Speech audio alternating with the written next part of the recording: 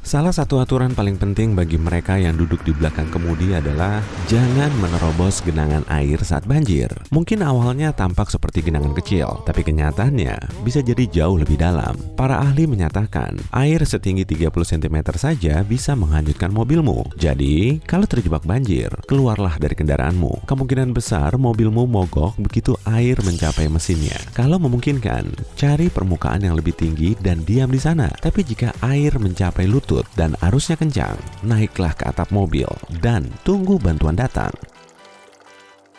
Katakanlah mobilmu tidak sengaja tercebur sungai atau danau atau terjatuh dari jembatan. Kalau bisa, segera buka semua jendela. Sepertinya ini tidak masuk akal karena air akan cepat masuk, tapi sebenarnya justru bagus. Dengan begini, tekanan di luar dan di dalam mobil akan sama. Artinya, kamu akan bisa berenang keluar melalui jendela mobil atau bahkan membuka pintu. Intinya di sini adalah bertindak cepat sebelum mesin menjadi basah dan berhenti berfungsi. Kalau sudah begitu, kamu tak akan bisa melakukan apapun. Kalau harus memecahkan kaca jendela, pilih jendela samping. Kaca depan lebih sulit dipecahkan karena biasanya dibuat lebih tebal. Setelah keluar dari mobil, jangan buang-buang waktu. Berenanglah ke tepi sungai. Jika mendengar hurikan atau badai beserta angin kencang mendekat, jangan ambil risiko. Bersembunyilah di dalam lemari atau ruang bawah tanah kalau punya. Kalau kamu lihat air meninggi di luar, jangan berpikir untuk menyeberanginya. Kemungkinan kamu akan hanyut. Jika kamu lihat air sudah masuk ke rumahmu, coba panjat atapmu, tapi pastikan keadaan aman dan kamu tidak akan terbawa angin. Katakanlah kamu tersesat di alam liar. Tiba-tiba ada gua yang bisa menjadi tempat berlindung. Kamu melihat beberapa potong kayu di sekitar dan kamu juga punya korek api. Kamu beruntung, asalkan tidak melakukan kesalahan fatal. Jangan nyalakan api di dalam gua. Bukan hanya akan ada asap yang mengganggu pernapasan, panas yang dihasilkan api juga bisa membuat batu-batu memuai. Lalu dinding dan langit-langit gua bisa runtuh dan kamu akan terjebak dalam reruntuhan batu atau tanah longsor. Agar tetap hangat dan aman, nyalakan api di luar gua. Saat seseorang tersedak, pasukan oksigen kotaknya terputus. Itu sebabnya sangat penting memberikan pertolongan pertama sesegera mungkin. Tapi gimana kalau kamu yang tersedak dan kamu lagi sendirian? Pertama, kepalkan tangan dengan kuat dan posisikan agak lebih tinggi dari pusarmu. Lalu tutupi kepalan dengan tangan satunya dan bungkukkan badan di atas meja atau kursi. Terakhir, tekan kepalan tinjumu ke dalam dan naik dengan cepat. Ini akan membuat benda yang tersangkut bergerak ke atas. Cara lain untuk menolong dirimu adalah posisi kepala ke bawah. Kamu bisa memakai cara ini sebagai upaya terakhir. Bungkukkan punggungmu sampai tegak lurus dengan lantai. Lalu bertumpulah pada kedua tangan seolah mencoba menyentuh lantai dengan kedua siku.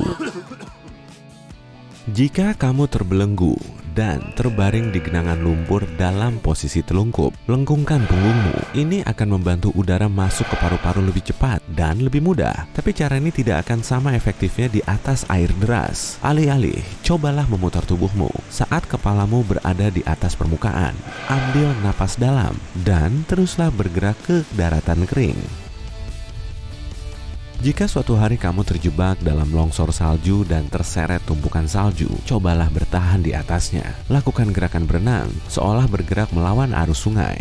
Begitu kamu merasa longsoran salju melambat, usahakan untuk menaikkan sesuatu di atas permukaannya. Bisa tangan, kaki, atau tongkat skimu. Ini akan membantu penyelamat lebih cepat menemukanmu. Dengan tangan yang satunya, buatlah kantong udara kecil di depan wajahmu. Coba bernapas sepelan mungkin untuk menghemat udara.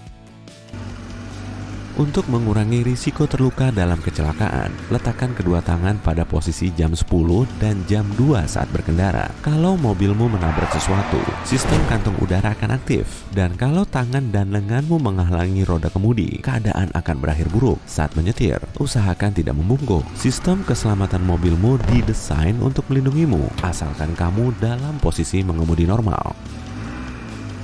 Kalau memang terjadi kecelakaan dan kamu merasa baik-baik saja, periksa bagian kendaraan mana yang rusak. Ini akan membantumu mengetahui apakah aman untuk tetap tinggal di mobil sampai bantuan datang. Tapi kalau kamu ragu, segera keluar dari mobil. Dan jika kamu memutuskan untuk tetap di dalam, matikan mesin. Itu akan menurunkan risiko kendaraan terbakar. Jangan pergi mendaki tanpa sesuatu yang bisa dipakai untuk menyalakan api. Korek api memang bagus, tapi gimana kalau hilang atau jatuh ke air? Biar aman, masukkan beberapa batang korek ke kantong plastik bersegel. Ini akan melindungi korek api dari air. Atau kamu bisa melapisi pentol korek dengan lilin. Celupkan saja korek ke lilin cair dan biarkan mengering. Ini menjadikan korek anti air, dan waktu perlu menggunakannya cukup kerik lilinnya dari kepala korek. Jika kamu lagi di laut dan melihat pusaran air mendekatimu, cobalah tetap tenang. Kalau kamu tahu ke arah mana putarannya, ikuti arus di sebelahnya. Lalu gunakan arus itu untuk melontarkanmu dari bahaya. Kalau melawan arus, kemungkinan kamu akan terseret masuk. Ada kemungkinan pusaran air akan melemah atau menghilang saat mendekati dasar air. Kalau kamu terjebak di dalamnya, tarik napas dalam dan tunggu kesempatan untuk berenang menjauh dan naik. Bayangkan kamu berada di dalam air, kedua kaki dan tanganmu terikat tali erat. Pertama, usahakan tidak mengikuti insting untuk menghentak-hentakan badan. Tahan napas dan tunggu sampai kamu mencapai dasar. Begitu kakimu menyentuh sesuatu yang padat, menjejaklah dari sana dan naik ke permukaan. Tekuk lutut dan meringkuklah. Lalu lengkungkan punggungmu, angkat kepala ke atas air, dan ambil napas dalam. Ulangi seluruh proses berkali-kali sampai kamu bergerak mendekati pantai.